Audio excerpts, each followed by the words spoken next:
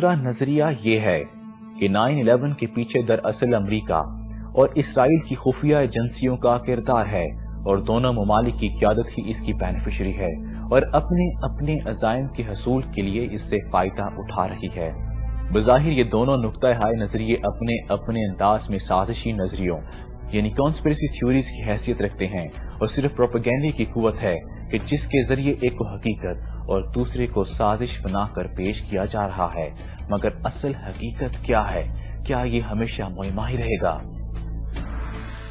9/11 کے بارے میں چپتے ہوئے سوالات اور ٹھوس سائنسی حقائق اور اصولوں پر مبنی اشکالات تواتر کے ساتھ اٹھائے جا رہے ہیں، اور اس پروگرام میں بھی ہم آپ کو کچھ نئے ٹھوس سائنسی حقائق بتائیں گے جس سے یہ بات ثابت ہوتی ہے کہ حقیقت نہیں بلکہ ایک سازش ہے۔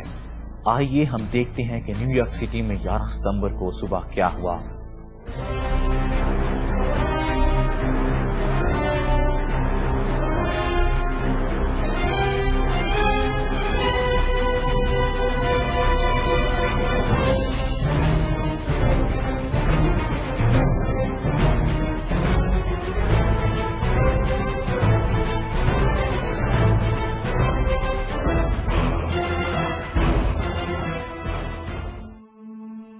11 ستمبر کو 1 گھنٹہ 15 منٹ کے دوران 4 حملے کیے گئے۔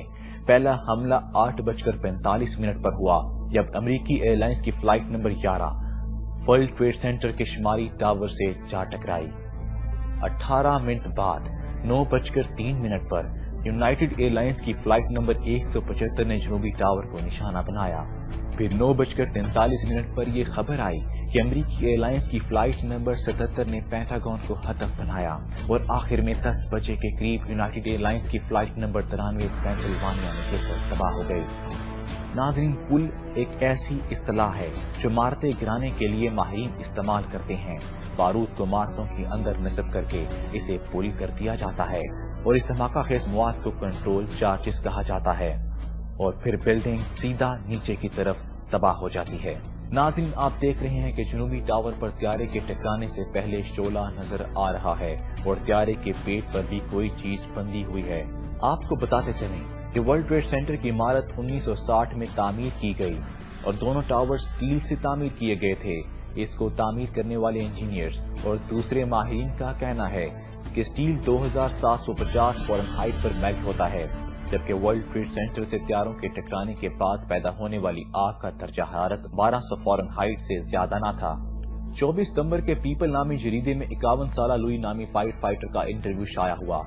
اس فائٹر کا کہنا ہے کہ بلڈنگ اس طرح تباہ ہوئی جیسے اس میں کوئی بم نصب ہوں، جس سے یہ بات ظاہر ہوتی ہے کہ ٹاورز کے اندر ورلڈ ٹریڈ سینٹر 7 کی طرح پہلے سے نصب بم استعمال کیے گئے ہیں، جو طیاروں کے ٹکرانے کے بعد وقفے سے پھٹنا شروع ہو گئے، جس کی وجہ سے 110 منزلہ بلڈنگ یعنی شمالی ٹاور صرف 8 سیکنڈ میں، جبکہ جنوبی ٹاور صرف 10 سیکنڈ میں زمین بوس ہو گئے۔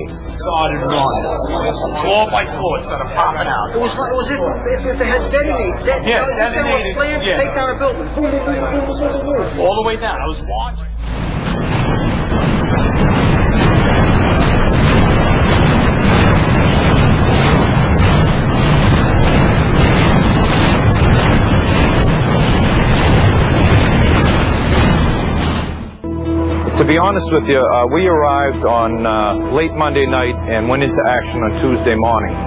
And not until today did we get a full opportunity to work the entire site other than this spot at Church and Day to which we were deployed.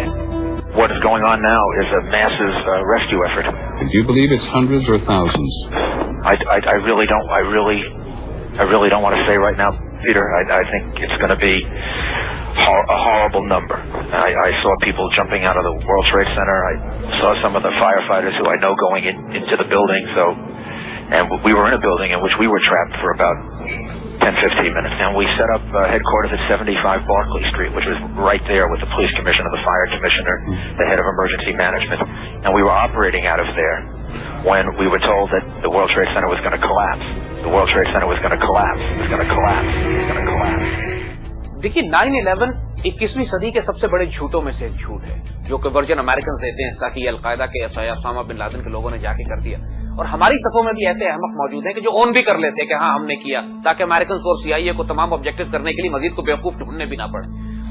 اور اس میں اب تو کوئی شبے کی بات نہیں رہ گئی ہے کہ خود American think tanks, American pilot ایسوسی ایشن، ان کے سائنسدان، ان کے انجینئرز، ان کے پڑھے لکھے سمجھدار لوگ ان کے اپنے معاشرے میں یہ بات کھل کے کہہ رہے ہیں کہ ان سائڈ جاب تھا۔ تو اب دنیا کو یہ بتایا جاتا ہے کہ ٹوئن ٹاورز گرے، 2 عمارتیں گری، کوئی یہ بات نہیں کرتا کہ تیسری عمارت بھی گری تھی۔